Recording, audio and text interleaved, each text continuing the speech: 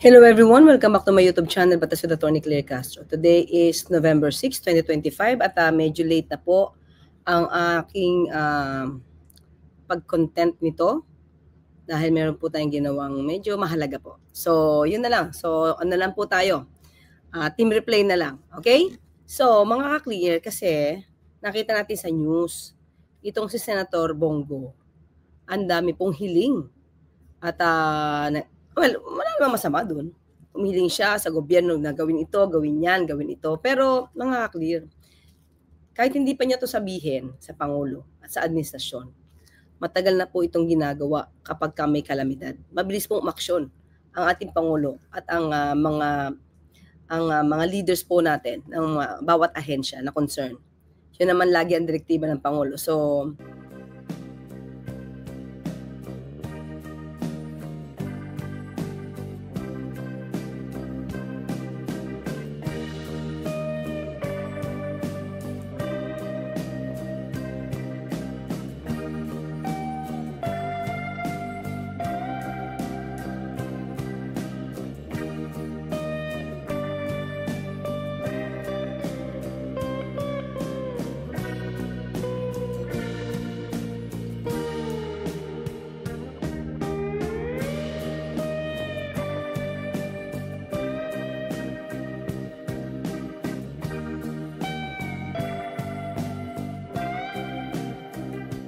pero sabi nga natin, kahit hindi siya magsalita niyan at hindi siya humiling niyan, ginagawa na po yan ng Pangulo.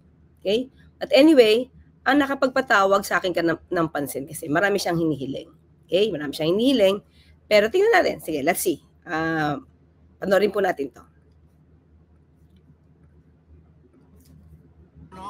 Nandito rin po ako ng Typhoon Odette, pero grabe po itong buhos ng ulan ng tubig dito po sa Cebu. Marami po mga kababayan natin ang apektado. Cebu to ha, usapan po natin dito ay Cebu. Okay? Ako po ay nakikiusap muli sa national government. Nasa inyo po ang resources. Ibigay na, nakikiusap siya muli. Diba? Muli. May masama ba o wala? Well, wala naman. Pero, para bang pag sinabi kasing nakikiusap muli, parang ang dating hindi nagtatrabaho yung gobyerno. Diba?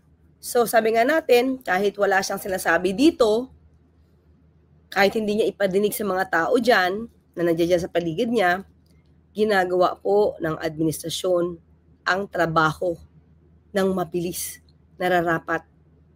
Lahat ng ayuda na dapat na ibigay at ayudang kakayaning ibigay, ibinibigay po ng Pangulo at ng administrasyon na ito. So, kasi pag sinabi niyang nakikiusap muli, di ba? Para bang dati? Hindi ka pinakinggan? Ito. Sa national government, marami po mga kababayan natin ang apektado. Ako po ay nakikiusap muli sa national... Diba? Nakikiusap muli. Sabi ko kahit walang pakiusap si Senator Bongo, nagtatrabaho po ang gobyerno, hindi po nagbabakasyon. Diba? Hindi po nagbabakasyon ang Pangulo, hindi nagbabakasyon ang mga leaders ng mga government agencies concerned, lalong-lalo na pagka may kalamidad. So, di mo kailangan makiusap muli. Okay? Sige. Government, nasa inyo po ang resources, ibigay kaagad yung mga ayuda. Diba? Inuutusan pa niya yung gobyerno. Sabi nga po natin, nung lindol lamang po na tumama sa Cebu, agad-agad po na nagpadala ng ayuda ang Pangulo. Agad-agad o rumisponde ang DSWD, NDRRMC. Lahat po, DPWH. Lahat po. Nang may dapat na trabahuhin dyan, ginagawa. So, di na kailangan i-remind. So, kagaya ng sinabi natin, balikan natin. Diba? Dito, nag-uutos siya. Inutusan niya yung administrasyon. Sabi nga natin, uulitin natin to kahit hindi ka magsalita dyan, Senator Bongo. Alam ng Pangulo ang dapat na gawin.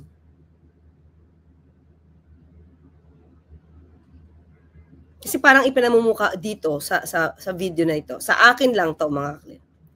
Ipinamumuka sa video na to na parang walang ginagawa ang gobyerno. At kailangan makiusap siya pang muli. At yun nasa gobyerno daw ang resources. At dapat daw ganito, dapat daw ganyan. Di kailangan, Senator Bongo, mabilis kumilos ang Pangulo at ang administrasyon na ito. DSWD, DOH, siguraduhin na hindi magkasakit itong mga bata. Kanina maraming lumapit sa akin dito na kailangan magpa-check up, magpa-opera. Kaya nga, ginagawa na po yan. Mahirap naman po kasi yung credit grabber. Diba? Ginagawa na po yan DSWD, DOH. Kung napapanood nyo po yung ating mga press briefing, nakikita naman dyan sa lugar, ang mga ginagawa po ng mga departamentong tulad ng DSWD, DOH, DPWH. Tumutugon po yan sa kanilang obligasyon. Nananawagan po muli ako sa national government, DOH, DSWD at sa lahat ng ahensya ng gobyerno. Importante rito, restoration of normalcy kaagad, makabalik sa normal na pamumuhay ng ating mga kababayan. Labo na dire sa... Makalimutan ko pala, pati DICT po, para po doon sa ma-restore agad yung internet connection, pati po yung DOE, pati sa energy. Ginagawa na po yan. Senator Bongo. Cebu, sa Region 7, Region 8, apektado po dito sa Leyte. Po o amping. Ibig sabihin, dasal tayo at mag-ingat po dahil may parating na naman na bagong bagyo. Matagal ko na po isinulong ito. Isa po ako sa author at co-sponsor ng Ligtas Pinoy Centers Act. Ito po'y batas na maglalagay po ng mga evacuation centers. Akala ko, wala ba tong di ba nabigyan to di umano ng ilang bilyon? Ilitin natin mga kaklira. Na-deny niya na ba to? Baka naman na-deny niya na to mga kaklir ha. Okay, ito. Pakita ko. Okay. Ito. Sa totoo lang mga kaklir. Sa totoo lang. 6 na taon naman kasi. Diba? 6 na taon kasi na naglingkod bilang Pangulo si dating Pangulong Duterte. Siya pa yung assistant. Siya pa yung SAP, Special Assistant to the President. Diba? Ano ang ginawa noon? Sa 6 na taon. Yun lang naman din yung tanong mga kakliri. Sa 6 na taon, ano ang ginawa dito sa Cebu para maiwasan yung ganitong klase? Diba? Ng mga kalamidad or rather mga aksidente na bunga ng kalamidad. Okay? Yan mga kliro. Wal Escudero, ito po teka lang pakita ko lang yan. Ito ay yung siksik salmon cheese. Okay? Yan. 2025, July 2025. Dito nakasaad, sabi dito, well, dinay niya kung gusto niya pong i-deny. While Escudero was responsible for majority of the insertions, he also included several items that were labeled as being on behalf of Senator Bongo, totaling over 3 billion items. Under this category include the construction of barangay health stations as well as super health stations for a total of 633 million pesos. So meron ka rin pala nakalaan. Diba? Meron ka rin pala nakalaan na 3 billion. So, hindi ba ito nasa isip ni Senator Bongo kung talaga namang siya ay nabiyayaan ng 3 billion or kumbaga siya yung magiging proponent ng mga infrastructure na ito? Sabi mga super health centers, nakapagpatayo ba siya? Tanong lang natin, nakapagpatayo ba siya sa Cebu? So dapat ito makita, di ba? Kung ito ay nabagsak, nailapag. Ba? Kung ito bang 3 billion na to na nakalaan kay Senator Bongo ay nailapag or naibaba. Di ba? Parang ang dami-dami niya kasing sinasabi, pero parang wala naman sa kanya. Dito lumalabas, wala naman yung sa utak niya yung Cebu. Batangas na lumalabas, Palawan, Laguna, Camarines Sur. Parang wala naman Cebu. Saka, ito yan eh, mga clear. May papakita ako sa inyo. Ito. Ito siguro, total, ikaw ay parte ng committee.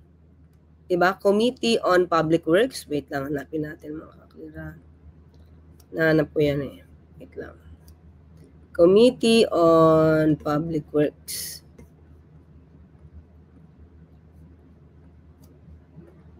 Ito. I-share ko lang.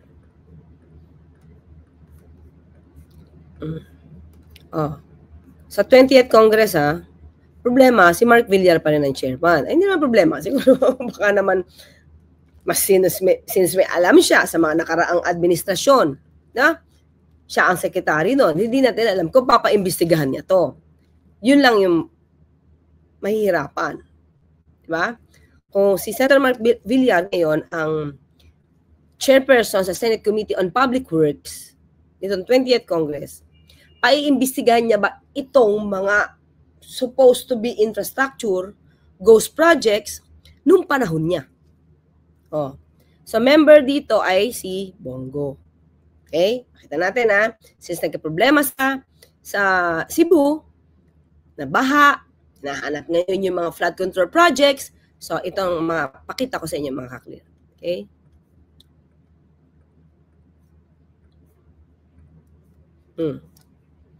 Ito lumalabas 2019 pa.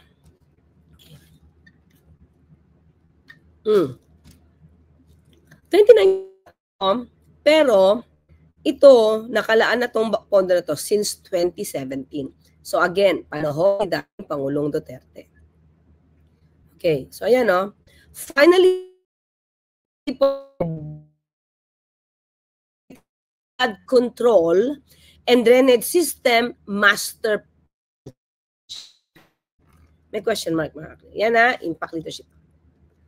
The Office of the Presidential Assistant for the Visayas, OPAV, under then Secretary Michael Dino, expressed gratitude to then Public Works and Highways Secretary Mark Villar for approving major infrastructure projects aimed at easing Metro Cebu's flooding and traffic problems. So, anong nangyari dito?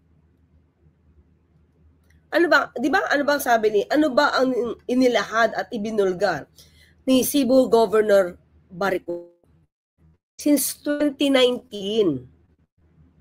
Namamayagpag na ito. Pero bakit nasaan na yung proyekto? Diba? So, maiiwasan bang hindi ito bulat-latin? Samantalang mismong Duterte alay na si Cebu Governor Baricuatro ang nagsabi since 2019 pa ito supposed to be mga proyekto at may mga pondo na to. At yun naman ay naaayon sa kanilang mga records na isinumiti na nila or isusumiti nila sa ICI. May mga records sila. 2019 yun. Private citizen pa si Pangulong Marcos Jr. Diba? O in the Facebook post dated, August 24 mga clear, 2017 OPAV recalled that it was in July 2016 pa pala when Dino invited Villar to help address the region's long-standing flood woes. Meron na. Mga clear, 2016 pa pala to. A year later, the Metro Cebu Integrated Flood Control and Drainage System Master Plan was approved. At may pondo na, naka-earmark na mga clear. 33.5 billion earmark for infrastructure requirements. Naka-earmark na. Senator Mark Villar, anong nangyari dito? Diba? Kasi ang tinuturo lagi nila yung ngayong panahon. Pero may master plan ng 2017. May 33.5 billion earmark for infrastructure requirements para doon sa flood problem. Diba? Ayan long-standing flood woes. Finally, there is now a Metro Cebu Integrated Flood Control and Drainage System Master Plan and 33.5 billion pesos for the infrastructure budget requirements is on its way. Meron na. Diba?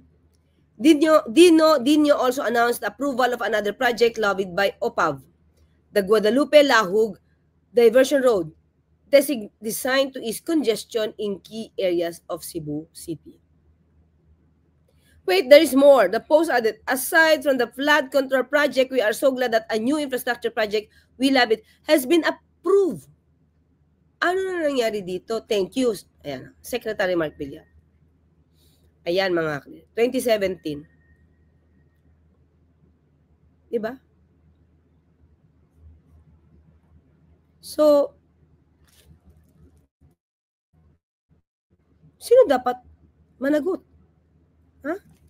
2017, ito nangyari. 2025. Mga kaklir, may nakita ko na parang plan ito.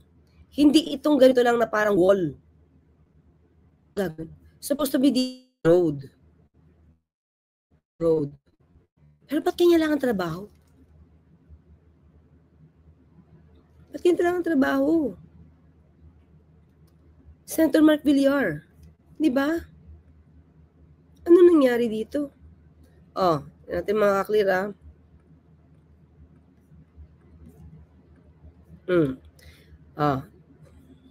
Residents raise concern over damaged Mandaue flood control project amid downpour. August 28, 2025 yan.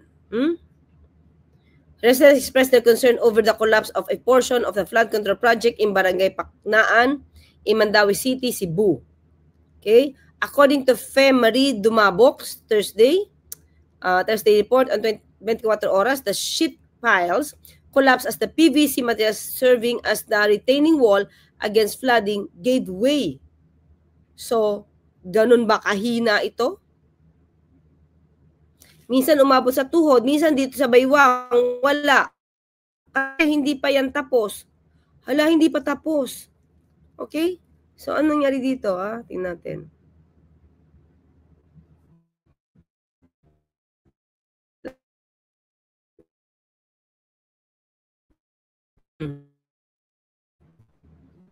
Ang daming dapat na ayan ito ba mga clear? The 46 million flood control project was declared complete July 2020. Paano natin Pangulong Duterte? 2020. Pero bumigay na siya. Nung pa lang, August. So, dapat makita anong materyales ang ginamit dito sa halagang 46 million?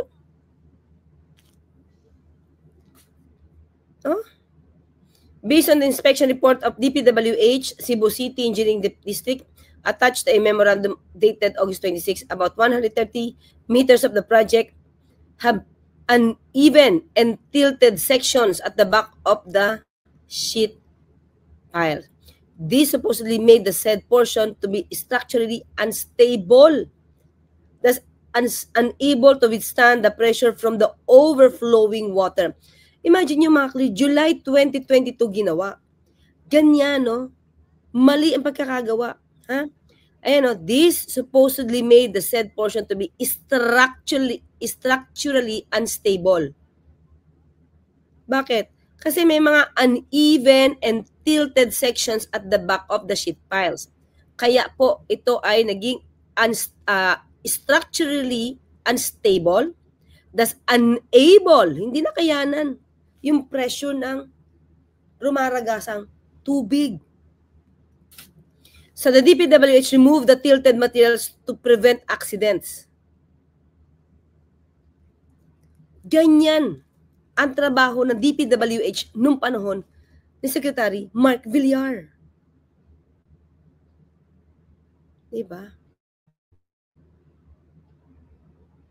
O hanapin nyo to. Ano nangyari dito? Diba? Mandaue City, Cebu. Billions ang nilaan dito. Pero napaimbestigahan pa to nung panahon dati? Hindi. Alam nyo, kung hindi naman substandard ang gawa, kahit malakas yung bagyo, kakayanin yun. Kakayanin yun. Eh, hindi dipid. Dami kasing build dati, di ba? Namayagpag ang build. Legacy yan dati. Legacy. Kaya, well, tingin ko, ito, Senator Bongo, baka naman bago ka magsalita dyan, paimbestigahan mo to kung bakit nagkaroon ng ganitong klaseng consequence dahil sa Bagyong Tino. Diba? Yun ang magandang ipanawagan sa'yo. Kasi ang gobyerno, alam na nila yung ginagawa nila. Ikaw, na parte ka ng Committee ng Public Works, siguro mas maganda, pasimulan mo to.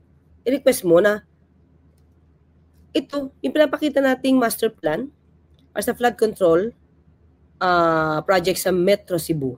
Paimbestigahan mo. The problem is, si Secretary Mark Villar, ang siya ngayong committee chair. Diba? Ang tanong natin, mapapaimbestigahan ba to o idadali lang to sa Blue Ribbon Committee? Pero di ba parte ito ng sa parte ng Public Works to. Mga syudad at munisipyo, napakahalaga po nito. Dapat po unahin po ito sa budget ng gobyerno kaysa nasasayang sa mga flood control. Yun, tama. Kaya nga pinaimbestigahan ng Pangulo, ang dami na sayang na pera. Tulad yun, ayan kaysa nasasayang sa flood control. Umpisahan nyo na imbestigahan tong 2017 master plan for the flood control sa Metro Cebu. Magkano halaga? 33.5 billion pesos. Na ginagawa pong... Kasi lumalabas yan, since earmark na yon, dapat gawa yon. Dapat nagawa yon. Dapat matibay yon. Diba? Kung katasan ng ilang mapagsamantala. Yan, tama. Tanong natin, Senator Bongo, tignan mo. Kung yung pera na yon na naka-earmark for the master plan, flood control projects na Metro Cebu, kung ginatasan lang ba nung panahon ni dating Pangulong Duterte? At kung kailan, Secretary si Mark Villar. Diba? Maganda yan. Please lang, gamitin nyo na lang po dito sa mga evacuation set. Naku, bakit nung panahon ni dating Pangulong Duterte, hindi mo ginanyan? Diba? Ibig sabihin kasi may problema na, kaya nga nagkaroon ng master plan for the flood control projects dito sa Metro Cebu, may problema sa baha, di ba? Pero bakit hindi kayo maingay ng ganyan? Di ba? Dapat maayos, malinis, komportable, hindi magkasakit yung mga bata. Due to climate change, panay na talaga ang dating ng bagyo, putok ng bulkan, baha, lindol at sunog na.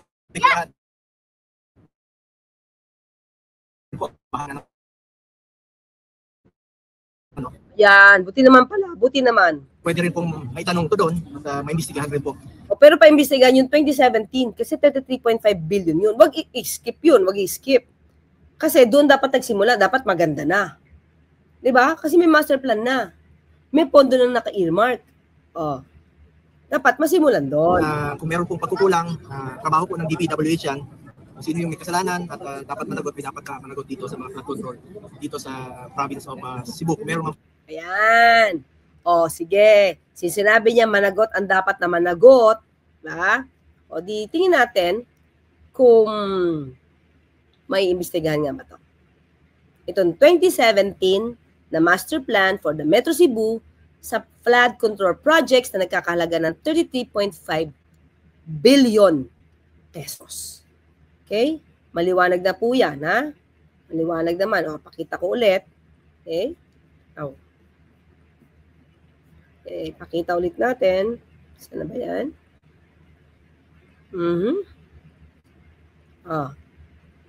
Yan, Ikaw, namamayagpag. Ito, namamayagpag, panahon ni dating Pangulong Duterte. Tapos ito nangyari. Diba? So, ito ba? Dapat mapakita to kasi mukhang hindi ito supposed to be lang ang ginawa. Yan 33.5 billion pesos for the infrastructure budget requirements is on its way na. Di ba? So what happened? What happened? Legacy to. Legacy ng dating Pangulong Duterte. Build, build, build. Okay mga ka-clear? So hanggang dyan muna po tayo. Sana bago magsita at mag-utos, no? Itong si Senator Bongo, okay naman po yan, ang iyong pakikiramay, ang iyong pagdadalamhati, ang iyong pakikipagsimpatya. Okay lang po yan. Pero wag yung palabasin na parang walang ginagawa yung gobyerno. Kasi parang lagi niya sasabihin, inuulit ko po, ito po ang dapat yung gawin, ito po. Ginagawa na po yan. Wag yung palabasin na kayo lang yung may isip na gumawa ng ganyan. Bago pa po kayo nagsalita, ginagawa na po yan. Nauna na po dumating yung tulong sa Cebu. Diba? Kahit nga po nung Lindol, mismo si Governor Baricuatro ang nagpasalamat kay Pangulo sa binigay na tulong at sa pag-aasikaso sa pangangailangan ng mga Cebuanos. Okay po? So, ayun naman gusto ng Pangulo, tulungan lahat ang Pilipino, maiangat hanggang sa makabangon. Lalong-lalo na yung mga naapektuhan ng kalamidad. Okay? So, wag masyado maging credit grabber. See you in a while, mga clear. Bye-bye. Thank you so much, aking mga MIBs. Okay? Bye-bye.